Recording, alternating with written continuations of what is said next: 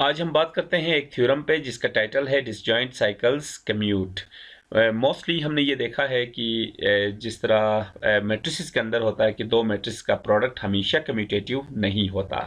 यानी ए और बी अगर दो मैट्रिसेस हैं तो ए बी का प्रोडक्ट बी ए के प्रोडक्ट के हमेशा इक्वल नहीं होता है। कुछ केसेस में इक्वल होता है, कुछ केसेस में इक्वल नहीं होता।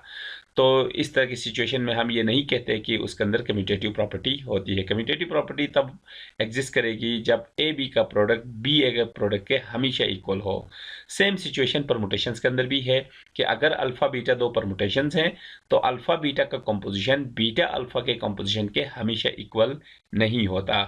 तो इसलिए हम कह रहे हैं कहते हैं कि जो परमुटेशन है उनके ऊपर जो हम कंपोजिशन डिफाइन करते हैं वो कम्यूटेटिव नहीं है। कुछ केसेस के लिए इक्वल आ सकता है। तो आज उसी हवाले से एक थ्योरम है, एक फैक्ट है, प्रूवन फैक्ट है जिसके ऊपर हम बात कर रहे हैं। और वो ये है कि अगर हमारे पास दो साइकिल्स ऐसे हैं और हमें पता है कि साइकिल्स बेसिकली परमुटेशंस की एक स्पेशल रिप्रेजेंटेशन है, यानी हर साइकिल खुद एक परमुटेशन है, एक परमुटेशन की एक मखसूस रिप्रेजेंटेशन है जिसको हमने साइकिल कहा हुआ है। इसके ऊपर हमने दो लेक्चर्स भी हमने दिए हैं कि कैसे हम परमुटेशंस को साइक्लिक म्यूटेशन में एक्सप्रेस कर सकते हैं। तो इस थ्योरम में ये कहा कि if the pair of cycles alpha is equal to a1 a2 up to am and beta is equal to b1 b2 up to bn have no entries in common, then alpha beta is equal to beta alpha। यानी अगर हमारे पास alpha और beta दो ऐसे cycles हैं जो कि disjoint है, यानी दोनों साइकिल्स में कोई एलिमेंट कॉमन नहीं है, तो फिर अल्फा बीटा और बीटा अल्फा का जो कंपोजिशन होगा वो हमेशा सेम होगा। यानी वो दोनों कम्यूट करेंगे, कम्यूटेटिव प्रॉपर्टी होल्ड करेंगे हमेशा। यानी पहले साइकिल को दूसरे के साथ कंपोज करें या दूसरे साइकिल को पहले के साथ कंपोज करें, रिजल्ट दोनों का हमेशा सेम आएगा। इस चीज़ को हम एक स्पेशल केस के लिए हम वेरीफाई कर सकते हैं। तो ये हमने एक सेट लिया है जिसके अंदर 7 एलिमेंट्स हैं और हमने एक साइकिल लिया है जिसमें है एलिमेंट्स 2 7 1 3 और दूसरा साइकिल लिया है 5 4 6। और ये साइकिल्स भी कुछ बुक्स के अंदर इन एलिमेंट्स के दरमियान कॉमास लगाए जाते हैं और कुछ में बगैर कॉमास के लिखे जाते हैं। चूँकि हम ये वाला नोटेशन यूज़ कर रहे हैं शुरू से साइकिल्स के लिए, इसलिए हम बगैर कॉमे के साइकिल्स ले रहे हैं। तो ये है 2 7 1 3 ये एक साइकिल और 5 4 6 ये एक साइकिल। हम इजीली देख सकते हैं कि ये दोनों साइकिल्स डिसजॉइंट हैं, यानी अल्फा और बीटा इनमें कोई एलिमेंट कॉमन नहीं है। यहाँ 2 7 1 3 है, यहाँ 5 4 6 है, कोई एलिमेंट इन दोनों में कॉमन नहीं है। तो ऐसी सिचुएशन में थ्योरम ये कहती है कि ये दोनों कम्यूट करेंगे, यानी अल्फा बीटा का कंपोजिशन बीटा अल्फा के कंपोजिशन के इक्वल होगा। और ये हम वेरीफाई कर सकते हैं। अल्फा बीटा का हम कंपोजिशन लेते हैं, अल्फा बीटा का कंपोजिशन, पहले अल्फा की वैल्यू फिर बीटा की वैल्यू, दोनों साइकिल्स हमने लिख दिए। अब हमने पहला जो साइकिल है उसको हमने स्टैंडर्ड फॉर्म में, यानी जो चूंकि हर साइकिल एक परमुटेशन को रिप्रेजेंट करता है, तो इस साइकिल को हमने परमुटेशन की फॉर्म में एक्सप्रेस किया है और सेकंड साइकिल को भी हमने परमुटेशन की फॉर्म में एक्सप्रेस किया है। ये हमने अपने प्रीवियस लेक्चर में हमने ये बताया कि कैसे हम साइकिल्स को परमुटेशन की फॉर्म में लिख सकते हैं और परमुटेशन को साइकिल की फॉर्म में। इसी तरह जब ये इन दोनों को हम परमुटेशंस की फॉर्म में एक्सप्रेस कर चुके हैं तो इन दोनों का अब हमने कंपोजिशन मालूम करना है। और कंपोजिशन मालूम करने के लिए इन दोनों का जो कंपोजिशन होगा उसमें जो फर्स्ट रो होगा वो जाहिर है वही डोमेन सेट होगा 1 2 3 अप टू 7, और जो सेकंड रो होगा वो इनके इमेजेस होंगे। अब सबसे पहले हम 1 का इमेज मालूम करते हैं। यहाँ से 1 का इमेज 1 है और इस 1 का इमेज 3 है, तो इसका इमेज आएगा 3। इसी तरह 2 का इमेज 2 है और इस 2 का इमेज 7 है, तो ये इसका इमेज 7 आएगा। 3 का इमेज 3 और 3 का इमेज 2 है, तो इसका इमेज 2 आएगा। 4 का इमेज 6 है और 6 का इमेज 6 है, तो इसका इमेज 6 आएगा। और बाकी इन एलिमेंट्स के इमेजेस भी हम मालूम कर चुके हैं। और तो इसका मतलब ये हुआ कि ये परमुटेशन हमें मिल चुका है अल्फा बीटा के कंपोजिशन के लिए। इसी तरह बीटा अल्फा जब हम करेंगे तो जो सेकंड साइकिल है उसको हम फर्स्ट प्लेस पे रखते हैं और फर्स्ट प्लेस वाले साइकिल को सेकंड प्लेस पे, और इनको हम स्टैंडर्ड फॉर्म में लिखते हैं। फिर इनकी कंपोजिशन मालूम कर रहे हैं तो ये पता चलेगा कि अल्फा बीटा का जो कंपोजिशन है वही कंपोजिशन बीटा अल्फा का भी है, क्योंकि 3 7 2 6 4 5 1 3 7 2 6 4 5 1 ये दोनों एग्जैक्ट सेम परमुटेशंस हैं। इसका मतलब ये हुआ कि अल्फा बीटा का जो कंपोजिशन है वो बिल्कुल उसी परमुटेशन को रिप्रेजेंट करता है जिस परमुटेशन को बीटा अल्फा का कंपोजिशन रिप्रेजेंट करता है। तो यही मेन क्लेम है इस थ्योरम का। तो इसका प्रूफ देखते हैं। प्रूफ के लिए लिखा है for definiteness let us say that alpha and beta are permutations of the set S is equal to A1 A2 up to AM, B1 B2 up to Bn, C1 C2 up to Ck। इसका मतलब ये है कि जब हमारे पास alpha given है, beta given है, तो अल्फा और बीटा दो साइकिल्स हैं। दो साइकिल्स का मतलब दो परमुटेशंस हैं, और परमुटेशंस हमेशा किसी फाइनाइट सेट के ऊपर हम डिफाइन करते हैं। तो वो फाइनाइट सेट कौन सा है जिसके ऊपर ये दोनों परमुटेशंस या साइकिल्स डिफाइंड हैं? तो डेफिनेटली वो सेट एक ऐसा सेट होगा जिसके अंदर पहले साइकिल के एलिमेंट्स होंगे, दूसरे साइकिल के एलिमेंट्स होंगे, और उसके साथ कुछ एक्स्ट्रा भी एलिमेंट्स उसमें हो सकते हैं। तो इसलिए इस तीन किस्म के एलिमेंट्स इस सेट के अंदर होंगे, यानी वो तमाम एलिमेंट्स जो साइकिल अल्फा में हैं, और वो तमाम एलिमेंट जो साइकिल बीटा में हैं, और ऐसे एलिमेंट्स जो ना अल्फा में हैं ना बीटा में, ऐसे एलिमेंट्स भी हो सकते हैं। उनको हमने C1 C2 up to Ck का नाम दिया है। लेकिन यहाँ पे भी ये बात बताते चले कि ये ज़रूरी नहीं है कि ऐसे एलिमेंट्स एग्जिस्ट करें, क्योंकि हमारे पास एक सेट ऐसा भी हो सकता है कि दो डिसजॉइंट हम साइकिल्स ले लें, और उन साइकिल्स दोनों साइकिल्स के अंदर सेट के तमाम एलिमेंट्स एग्जिस्ट करें। यानी कोई एलिमेंट ऐसा ना हो जो या अल्फा में ना हो या बीटा में ना हो। तो ऐसा भी हो सकता है। लेकिन ऐसा भी हो सकता है कि किसी सेट के हम दो डिसजॉइंट साइकिल्स बनाएं, लेकिन स्टिल सेट के अंदर कुछ एलिमेंट्स ऐसे हों जो ना अल्फा में है ना बीटा में है। हमने अपने प्रीवियस जो केस था या जो एग्जांपल था, उसमें जो चीज़ हमने मेंशन की थी, उसमें सेट ए हमने लिया था, उसके अंदर हमने अल्फा लिया था, बीटा लिया था। तो इसके अंदर हम देख सकते हैं कि सेट ए यानी अल्फा के तमाम एलिमेंट्स और बीटा के तमाम एलिमेंट्स को कंबाइन करें तो सेट ए बन जाता है। इसमें सीज मौजूद नहीं है, यानी ऐसे एलिमेंट्स मौजूद नहीं है जो ना अल्फा में भी ना हो और बीटा में भी ना हो। ऐसे एलिमेंट्स जो है वो एग्जिस्ट ही नहीं करते हैं। तो ये भी हो सकता है। लेकिन एक केस ये भी हो सकता है कि सेट के ऊपर हम दो ऐसे डिसजॉइंट साइकिल्स डिफाइन करें कि सेट के अंदर कुछ एलिमेंट्स ऐसे रहें जो दोनों में से किसी साइकिल में ना हो। फॉर एग्जांपल यहाँ पे अगर मैं अल्फ़ा जो है वो डिफाइन करूँ जैसे 2, 3 एंड 1, और बीटा में यहाँ पे डिफाइन करूँ 7 एंड 5, तो हम ये देख सकते हैं यहाँ पे कि ये एक साइकिल है, ये एक साइकिल है। इसके अंदर 3 एलिमेंट्स हैं, इसके अंदर 2 एलिमेंट्स हैं। ये हम कह सकते हैं कि ये A1 A2 A3 है, ये B1 B2 है। लेकिन इन दोनों के एलिमेंट्स को कंबाइन करें तो सेट ए नहीं बनता, बल्कि सेट ए के अंदर दो एक्स्ट्रा भी एलिमेंट्स हैं। और वो कौन से एलिमेंट्स हैं? वो है 4, और दूसरा एलिमेंट हमारे पास है 6। तो ये 4 और 6 अल्फा में भी नहीं है, बीटा में भी नहीं है। तो इसका मतलब ये हुआ कि सेट ए के अंदर जो है वो 3 टाइप के एलिमेंट्स हैं।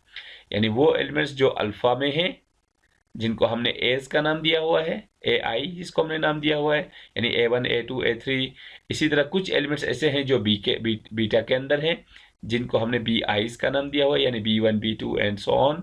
इसी तरह कुछ एलिमेंट्स फिर ऐसे हैं जो ना अल्फा में है ना बीटा में है, और वो एलिमेंट्स हैं 4 एंड 6। इनको हमने सी आईज का नाम दिया हुआ, यानी C1 C2 and so on. तो यहाँ पे जो C1 C2 एंड सी के जो है, ये वो एलिमेंट्स है जो अल्फा के अंदर भी नहीं है और बीटा के अंदर भी नहीं है। तो खैर, अब हमने प्रूफ करना है कि अल्फा बीटा का कंपोजिशन बीटा अल्फा के इक्वल है। और ये चीज़ हम तब प्रूफ कर सकते हैं कि जब हम सेट में से एक आर्बिट्रेरी एलिमेंट ले लें जिसको हमने x का नाम दिया हुआ है, और हम साबित करें कि अल्फा बीटा कंपोजिशन के अंदर x का वही इमेज है जो बीटा अल्फा के अंदर x का इमेज है। यानी s के हर एलिमेंट का इमेज अल्फा बीटा के अंदर भी वही होना चाहिए, और बीटा अल्फा के अंदर भी उस एलिमेंट का इमेज सेम होना चाहिए। अल्फा बीटा चूंकि दो साइकिल्स हैं या दो परमुटेशंस हैं, उनका कंपोजिशन होगा तो अगेन एक परमुटेशन होगा। इसी तरह बीटा अल्फा दो साइकिल्स या दो परमुटेशंस हैं, उनके कंपोजिशन है तो अगेन एक परमुटेशन ही होगा। तो यानी अल्फा बीटा और बीटा अल्फा दो साइकिल्स या दो परमुटेशंस हैं, तो उनके अंदर एस के तमाम एलिमेंट्स के इमेजेस सेम आने चाहिए। क्योंकि दो परमुटेशंस को हम सेम तब कह सकते हैं जब उन परमुटेशंस के अंदर तमाम एलिमेंट्स के इमेजेस जो हैं, फॉर एग्जांपल सेट के किसी भी एलिमेंट का इमेज हम पहले परमुटेशन में देखें तब वहाँ पे भी वही इमेज होना चाहिए, और उस एलिमेंट का इमेज हम दूसरे परमुटेशन देखें तो वहां पे भी उसका इमेज सेम होना चाहिए, तब हम कहते हैं कि दोनों परमुटेशंस आपस में इक्वल हैं। तो हमने यहाँ पे अल्फा बीटा और बीटा अल्फा सेम साबित करना है, तो फिर हम ये साबित करेंगे कि एस में से हम एक आर्बिट्रेरी एलिमेंट अगर चूज करें तो उसका इमेज अल्फा बीटा के अंदर वही है जो इमेज उसका बीटा अल्फा में है। तो उस आर्बिट्रेरी एलिमेंट को हमने x का नाम दिया हुआ है, इसलिए हमने लिखा कि we must show that alpha beta of x is equal to beta alpha of x for all x in s, यानी s के तमाम एलिमेंट्स के लिए अल्फा बीटा के अंदर इमेजेस वही होने चाहिए जो बीटा अल्फा में है। तो हमने बेसिकली ये चीज साबित करनी है। तो if x is one of the a elements से ए आई, देन यानी इसमें ये कह रहा है कि अब जो हम आर्बिट्ररी एलिमेंट एस में से चूज कर रहे हैं उसके लिए तीन पॉसिबिलिटीज हैं कि वो एलिमेंट या तो एज में से हो सकता है, या बीज में से हो सकता है, या सीज में से हो सकता है। एज में से होने का मतलब है कि यानी वो एलिमेंट या तो अल्फा साइकिल से बिलोंग करेगा, बीज में से कोई एक एलिमेंट होने का मतलब है कि वो एलिमेंट हो सकता है वो बीटा साइकिल से बिलोंग करे, और सीज में से होने का मतलब ये है कि यानी ऐसा एलिमेंट हो जो ना अल्फा में है ना बीटा में है। तो चूंकि हम आर्बिट्ररी एलिमेंट चूज कर रहे हैं तो उसके लिए तीन पॉसिबिलिटीज हैं। तो हम सबसे पहले यहाँ पे पहली पॉसिबिलिटी हम रखते हैं कि if x is one of the A elements, यानी हम फर्ज करते हैं कि जो आर्बिट्ररी एलिमेंट चूज किया है वो अगर एज में से है तो फिर क्या होगा। तो फिर ये होगा कि अल्फा बीटा, और उसको हमने ए आई का नाम दिया हुआ है। जाहिर है एज में से है तो या तो A1 होगा, या A2 होगा, A3 होगा, या अप टू AM, इनमें से कोई एक एलिमेंट होगा, तो इसलिए हमने इसको ए आई का नाम दिया हुआ है। अब हम देखते हैं इसका इमेज क्या है।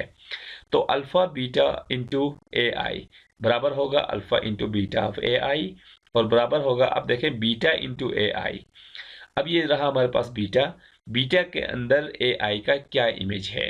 तो बीटा के अंदर तो ए आई जैसा कोई एलिमेंट ही नहीं है, यानी ए अल्फा के किसी एलिमेंट का इमेज बीटा के अंदर गिवन नहीं है। और हमें पता है कि अगर किसी साइकिल के अंदर सेट का कोई एलिमेंट मिसिंग हो तो उससे ये समझा जाएगा कि उस एलिमेंट का इमेज वो खुद ही होता है। तो इसलिए हम ये जाहिर या हम कंक्लूड कर सकते हैं कि चूंकि ए आई जो है, यानी ए आई का मतलब अल्फा का कोई भी एलिमेंट बीटा के अंदर मौजूद नहीं है, तो बीटा के अंदर अल्फा के किसी भी एलिमेंट का जो इमेज लिया जाएगा वो वही एलिमेंट ही लिया जाएगा। इसलिए हम लिख सकते हैं कि बीटा ऑफ ए आई जो होगा वो ए आई ही होगा। तो ये बीटा ऑफ ए आई को हमने लिखा है ए आई। इस बात को भी हम अपने इस एग्जाम्पल से जो है वो वेरीफाई कर सकते हैं, और वो इस तरह वेरीफाई कर सकते हैं कि फॉर एग्जांपल अल्फा में से कोई एक एलिमेंट अगर हम चूज करें, फॉर एग्जांपल यहाँ पे है 7 एक एलिमेंट है जो कि अल्फा का मेंबर है, यानी ए आई में से कोई एक एलिमेंट है, यानी A1 A2 A3 इस तरह का कोई एलिमेंट है 7, और इसका इमेज अगर हम बीटा के अंदर देखना चाहें तो 7 का इमेज 7 ही होगा, क्योंकि 7 जो है वो बीटा के अंदर मौजूद नहीं है, और बीटा के अंदर जो एलिमेंट्स मौजूद नहीं है तो उसके लिए हमारी अंडरस्टैंडिंग ये है कि उन एलिमेंट्स का इमेज वो खुद ही होगा। तो वो हम देख सकते हैं कि बीटा इंटू 7 जो होगा वो इक्वल होगा 7 के, और ये चीज़ हम यहाँ से वेरीफाई भी कर सकते हैं। बीटा जो कि यानी बीटा जो साइकिल है उसका परमुटेशन ये है, और ये है अल्फा साइकिल का परमुटेशन। अब जो बीटा साइकिल का परमुटेशन उसके अंदर 7 का इमेज देख सकते हैं कि वो हमने 7 दिया हुआ है, क्योंकि ये हमारी अंडरस्टैंडिंग है कि किसी भी साइकिल के अंदर सेट का अगर कोई एलिमेंट मिसिंग है तो उसका जो इमेज कंसीडर किया जाएगा वो खुद वही एलिमेंट कंसीडर किया जाएगा, और उसी बुनियाद पे हमने इन साइकिल्स को जो है वो परमुटेशन की फॉर्म में लिखा भी है। तो यहाँ से ये चीज़ क्लियर हो गई कि चूंकि हमने यहाँ पे फर्स्ट केस कंसीडर किया था कि जो आर्बिट्रेरी एलिमेंट हमने एस में से चूज किया है वो ए आईज में से कोई एलिमेंट है, यानी अल्फा का कोई मेंबर है। तो फिर जब अल्फा का कोई मेंबर है तो उसका बीटा के अंदर जो इमेज होगा वो एलिमेंट खुद ही होगा, यानी बीटा ऑफ ए आई जो होगा वो ए आई ही होगा। तो फिर अल्फा, तो अल्फा ही लिख दिया हमने, बीटा ऑफ ए आई को ए आई लिख दिया। अब हमने यहाँ पे लिखना है कि अल्फा ऑफ ए आई, यानी ए आई का जो इमेज होगा वो अल्फा के अंदर कौन सा होगा, यानी ये रहा अल्फा, अल्फा के अंदर ए आई का इमेज कौन सा होगा। तो वो हमें पता है किसी भी साइकिल के अंदर एक एलिमेंट का इमेज उसका सक्सेसर होता है, यानी उससे जो अगला एलिमेंट है वो पिछले एलिमेंट का इमेज है। यानी A2 का इमेज A3 होगा, A3 का इमेज A4 होगा, या A1 का इमेज A2 होगा। इसी तरह AI का जो इमेज होगा वो AI+1 होगा, यानी AI से अगला एलिमेंट, जिसको हम AI+1 लिखते हैं। तो यहाँ से ये चीज़ हमने कंक्लूड किया कि अगर एक जो आर्बिट्ररी एलिमेंट है अगर वो AIs में यानी एज में से कोई एक एलिमेंट है, यानी अल्फ़ा का कोई मेंबर है, तो अल्फ़ा बीटा कंपोजिशन के अंदर उसका जो इमेज होगा वो AI+1 होगा। अब हमें ये देखना होगा कि क्या बीटा अल्फा के अंदर इसका इमेज भी AI+1 होता है या नहीं। तो ये चीज़ हमने साबित करनी है। अब इसी तरह हम AI का जो इमेज है वो बीटा अल्फा के अंदर भी देख सकते हैं कि उसका इमेज क्या होगा। तो beta alpha of AI is equal to beta into alpha of AI, ये कंपोजिशन है इनकी।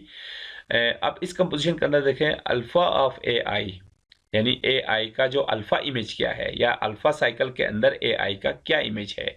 तो वो तो हमें पता है कि AI का इमेज उससे अगला एलिमेंट होगा, क्योंकि AI जो है वो अल्फा का अपना एलिमेंट है, यानी अल्फा साइकिल का एलिमेंट है। और अल्फा साइकिल के एलिमेंट के अंदर यानी अल्फा साइकिल का एलिमेंट है, तो अल्फा साइकिल के अंदर जितने भी एलिमेंट्स हैं उनमें हर एलिमेंट का इमेज उसका सक्सेसर, यानी उससे अगला जो एलिमेंट होगा वो पिछले एलिमेंट का इमेज होगा। यानी AI का इमेज अल्फा के अंदर AI+1 होगा। तो ये मैंने बीटा को एज इट इज लिख दिया हमने, और अल्फा ऑफ AI को हमने AI+1 लिख दिया। और ये चीज़ हमने यहाँ पे भी किया हुआ है कि अल्फा ऑफ AI जो है वो AI+1 है। एग्जैक्ट वही रिजल्ट हमने यहाँ पे भी यूज़ किया है। अब यहाँ पे है बीटा ऑफ AI+1। तो अब चूंकि बीटा के अंदर तो कोई A1 A2 A3 इस तरह का तो कोई एलिमेंट नहीं है बीटा के अंदर। बीटा के अंदर तो B1 B2 B3 इस टाइप के एलिमेंट्स हैं। तो AI+1 जो है वो बीटा के अंदर मौजूद नहीं है। और हमें पता है किसी साइकिल के अंदर एक एलिमेंट मिसिंग है तो उस साइकिल के अंदर उस एलिमेंट का इमेज वो खुद ही होगा। तो चूंकि AI+1 बीटा में मौजूद नहीं है, तो इसलिए बीटा के अंदर AI+1 का जो इमेज होगा वो AI+1 ही होगा। तो यहाँ से हमने ये चीज़ साबित कर दी है कि अल्फा बीटा के अंदर AI का जो इमेज है वो AI+1 है, और बीटा अल्फा के अंदर AI का जो इमेज है वो भी AI+1 ही है। यानी अल्फा बीटा और बीटा अल्फा के अंदर AI का जो इमेज है वो बिल्कुल सेम है। इससे ये साबित हुआ कि अगर हम S में से जो हमारे पास सेट है उसमें से कोई एक आर्बिट्ररी एलिमेंट चूज करें, और वो एलिमेंट अगर अल्फा से बिलोंग करे तो उसका इमेज अल्फा बीटा के अंदर और बीटा अल्फा के अंदर सेम होगा। इसी तरह ये तो एक केस था। अब दूसरा केस ये है कि जो हमने आर्बिट्ररी एलिमेंट चूज किया है S में से, जिसको हमने X का नाम दिया हुआ है, अगर वो B's में से होगा तो क्या होगा, यानी B1 B2 B3 इस टाइप का कोई एलिमेंट होगा। या सिंपली ये कहें कि अगर वो एलिमेंट बीटा साइकिल से बिलोंग अगर कर रहा होगा, तो फिर उस केस में भी क्या अल्फा बीटा का इमेज और बीटा अल्फा का इमेज सेम होगा। तो इसका आंसर है यस। और वो चीज़ जो है हम यहाँ पे साबित कर चुके हैं। इस यहाँ पे तो चूंकि सेम रीज़न था इसीलिए हमने यहाँ पे जो है उस चीज़ को उसकी डिटेल्स जो है वो यहाँ पे हमने मेंशन नहीं की, बल्कि डायरेक्ट ये लिखा है कि a similar argument shows that alpha beta and beta alpha agrees on the B elements as well। यानी अगर हम AI की जगह हम सपोज करें कि जो हमने आर्बिट्ररी एलिमेंट X लिया है, अगर वो AI की जगह अगर BI होता तब भी अल्फा बीटा के अंदर उसका जो इमेज होगा वही इमेज बीटा अल्फा के अंदर भी होगा।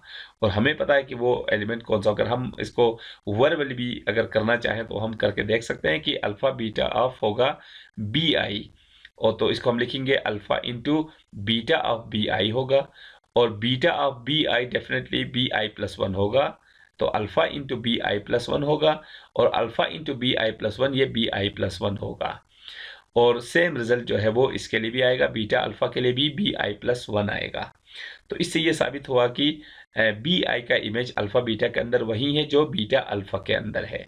तो इसका मतलब है कि अल्फा बीटा और बीटा अल्फा दोनों सेम होंगे अगर जो एलिमेंट हम चूज कर रहे हैं वो बीटा में से बिलोंग करेगा। और सेम उसी तरह अगर हम ये सपोज करें कि जो हम आर्बिट्रेरी एलिमेंट x चूज कर रहे हैं S में से, अगर वो तीसरे किस्म के एलिमेंट्स में से हो, यानी एक ऐसा एलिमेंट हो जो ना अल्फा में हो ना बीटा में हो, और इस किस्म के एलिमेंट्स का हमने नाम रखा है Ci। तो अगर वो Ci टाइप का एलिमेंट होगा, जैसे इस जैसा कोई अगर एलिमेंट होगा, यानी C1 C2 C3 इस तरह का कोई एलिमेंट होगा, तब भी या उसका इमेज भी अल्फा बीटा के अंदर वही होगा जो बीटा अल्फा के अंदर होगा। और उसके लिए यहाँ पे हमने रीजनिंग भी की है कि अगर वो एलिमेंट x जो है, अगर C1 C2 C3 इस टाइप का कोई एलिमेंट है, तो उसको हमने Ci का नाम दिया हुआ है। और उसका जो अल्फा बीटा इमेज होगा वो होगा alpha into beta into Ci। अब बीटा इंटू Ci जो होगा वो Ci ही होगा, क्योंकि C1 C2 C3 जितने भी एलिमेंट्स है वो बीटा के अंदर नहीं है। और जो एलिमेंट्स बीटा में ना हो, तो बीटा के अंदर उनका इमेज वो खुद ही होता है। तो C1 अगर फॉर एग्जांपल होता, तो C1 चूंकि बीटा में नहीं है, तो C1 का इमेज बीटा के अंदर फिर C1 ही होगा, इसलिए Ci का इमेज बीटा के अंदर Ci ही होगा। तो अल्फा को अल्फा ही लिख दिया, बीटा ऑफ Ci को हमने Ci लिख दिया, और alpha of Ci again Ci होगा, क्योंकि Ci जो है वो अल्फा से भी बिलोंग नहीं करता, यानी अल्फा साइकिल से भी बिलोंग नहीं करेगा Ci। तो जब Ci अल्फा से बिलोंग नहीं कर रहा है, तो अल्फा के अंदर Ci का इमेज Ci ही होगा।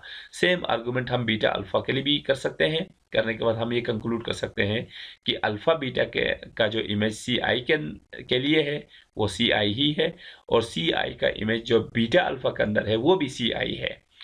तो इसका मतलब ये हुआ कि जो हमने आर्बिट्ररी एलिमेंट चूज किया था S में से, तो उसके लिए तीन पॉसिबिलिटीज थी कि वो एलिमेंट वो जो है A1 A2 A3 up to AM इस टाइप का कोई एलिमेंट हो सकता है, या B2 B1 B2 B3 इस टाइप का कोई एलिमेंट, या C1 C2 C3 इस टाइप का कोई एलिमेंट हो सकता है।